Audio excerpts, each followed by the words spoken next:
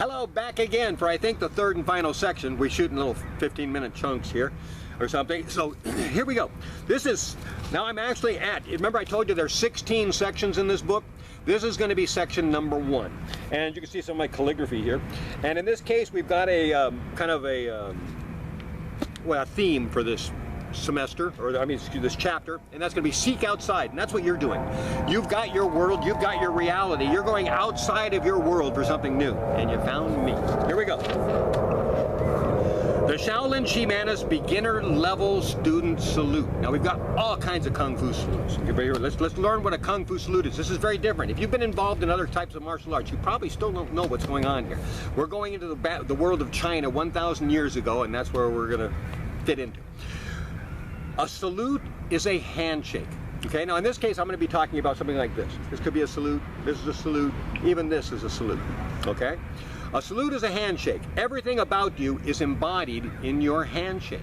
Your enthusiasm to reach out and shake someone's hand represents your friendliness and self-confidence. In other words, are you okay? The effort you put into squeezing the person's hand and your eye contact with them expresses many facets of your inner self. So in other words, in that handshake, you've revealed a great deal about your character and abilities, just in that handshake. That's not to say that everyone should have the same salute. Uniqueness is a wonderful part of our existence. Just make sure that what makes you unique are not your fears and weaknesses. Just like everything else, you will learn in this Tai Chi program, when you discover a weakness or inability, correct it. There are hundreds of Kung Fu styles. Most styles use the basic yin and yang. So this would be the yin, this would be the yang. Okay? They use the yin and yang, which is the left hand atop the right fist salute. Some Chinese secret societies and families have altered this slightly into other variations. I'm actually part of the White Lotus. I'm not going to show you the salute of that, but I was but let's see. In Shaolin Chi Mantis we have 3 different salutes which correspond with our 3 levels and 3 styles of Kung Fu taught. So in other words, as you advance, you can get a different salute. You can't start off with the Praying Mantis salute because you don't know any Praying Mantis, but when you get into the advance, you're going to be able to get some Praying Mantis salutes there. All right, so where are we? This beginner level salute will suit all occasions, including tournaments and greeting other martial artists and karate stylists. This basic salute is even used by many karate schools and is the logo for the Utah Black Belt Association and Inside Kung Fu magazine, which I think has gone belly up since then. Practice this in front of a mirror. Keep about 5 inches space between your knuckles and your chin. So in other words, it starts with the prayer hands, goes to the, what I call the challenge salute, and then you fold your hand over. And that is actually, so this would be prayer hands, challenge salute, and the humble salute, as we might call it. Okay? So, the Shaolin Salute. The original yin and yang salute dates back at least 15 centuries, 1,500 years ago. The symbolism embodied in this salute can be interpreted in many ways, but we will pick 8 of them. I love that number 8. It's kind of a cool Buddhist number. So here we go. Number 1, we can call this salute yin and yang, okay? It's also positive and negative. It can also represent defense and offense. Offense, defense, okay? It can also represent the moon and the sun, contentment and ambition, contentment. It can represent humility and confidence, see? And protection and defiance, as in, okay. The many concepts of yin and yang will be dealt with further in the next book of this series, the Tai Chi Intermediate, also by me, Buddha Zhen Shen-Lang. Originally, monks of the Shaolin Temple would greet persons using the prayer hands, as shown below. No picture is supposed to be here. Since most every religion utilizes this hand position, I highly recommend you use it anytime you want to express more than a simple hello. In other words, and I see this all the time. And so whenever I see a lot of the young kids now doing this in their videos and stuff, it's like, oh, is he a Buddhist? Oh, hold it, maybe he's not. Is he a what? You know, because this is actually, it's a nice thing, but I think a lot of people are doing it because it just looks cool now. I think it might just be a peace thing and nobody knows what it means anymore. I'm not sure. But when we do it, you want it to mean something. All right. So let's see. In this case, what does it represent? The prayer hands represent your sincere desire for peace and well-being for everyone. How about that? Just gesture your hands outward towards someone while wishing them well in your mind, and they will know it. In other words, you're really not going to do this and think evil thoughts at somebody. If you did, man, you're evil. That'd be evil. But anyway, okay, where were we? So there's little pictures to help show this, and some stuff to tell you about holy men in China. But anyway, so you're a Taoist monk, a Buddhist monk, everybody, a Christian monk. Everybody seems to do this. It must be some universal concept here. But anyway, like I said, that's your most basic bow. And as a student of Shaolin Chi Mantis, you now have a reason and a right to use it. It represents our school mannerisms. Okay, so practice your salute at a mirror, and then at relaxed attention, recite your own formal introduction as you would to the class or at a martial arts tournament. So here it is.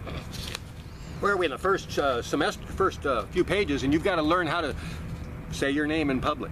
Okay, so really there's like 4 things. You got to say your name, rank, and serial number. And so here we go. You start off with my name is, all right? My name is Zhen Shen-Lang. Next line is, you're a student of what school? I'm a student of Shaolin Chi Mantis. Your instructors, who? Because you're going to have different instructors at the school. My Shifu is Zhen Shen-Lang. I'm teaching myself. It was Cam Yuen, and most recently, Grandmaster Wong Jack Man. He certified me back in the mid-90s. I went up there and showed him all my Kung Fu that I'd learned, and he changed a few things and re-taught me some stuff, and then said, okay, you're now an official Chinese Jingmo school. I was like, wow, what's that? But I'm actually now certified as a Chinese Jingmo school. All right, but anyway, okay, so you say your name, your school, and your instructor. What's left? What you're going to do. So you got to tell them what you're going to do. So those are the 4 things you got to say. And so in this case, you can say, with your permission, I will now perform the Yang style Tai Chi short form of Shaolin Chi Mantis. So that's what we're performing. Then you salute again, as if the judges had nodded you to perform, and then you take a couple deep, slow breaths, then you start your Tai Chi form. So in other words, you're going to go up to the judges, you're going to salute them, you're going to tell them your name, your school, your instructor, and what you're going to do, and then you would wait for them to give you permission to continue, and then you would get in your position and you'd start your Tai Chi form. Each person interprets and portrays the salute differently. So in other words, when you do this, and I'm hoping to show you some variations of this real quickly if we keep up with enough battery and video here. Practice your own salute in front of a full-length mirror until you properly represent yourself to yourself. So you want to represent yourself. Once again, let's go over 8 qualities. How would you diagnose yourself as having a good salute? Well, I'm saying there's 8 ways you can look at your salute. Let's go over them real quick. Number 1 is balance, okay? Start with physical balance. In other words, are you leaning to the side? Does it look like you're okay? So there's the most basic level. Okay, next one is character. Do you look honest? Or like I say, could you be a babysitter? In other words, when you do it, being sneaky, or are you being, you know, my acting coming through here. Okay, energy. Always have plenty to spare. In other words, that's not a very good salute. Enthusiasm. Be enthusiastic about whatever you do. In other words, if you're going to be up there and you're going to perform, you should be excited about it, not like, oh, do I have to? Okay. Friendliness. Okay. As I said earlier, shyness is an illness. Have no walls or barriers, okay? So when you're there and you're saluting, you want to be, you're an open book. You're ready to show yourself. You didn't come there to show them all your insecurities and fears, all right? Generosity. When you're up there and you're going to perform, you're being generous. You're going to give them something. You're going to share. You're saying, hey, look, I brought all this food. It's called Kung Fu, and I'm going to share it with you right now. And so you're being generous, okay? And selfish, okay, so here we go again. Generosity. Personality. We got 2 more to go. Personality.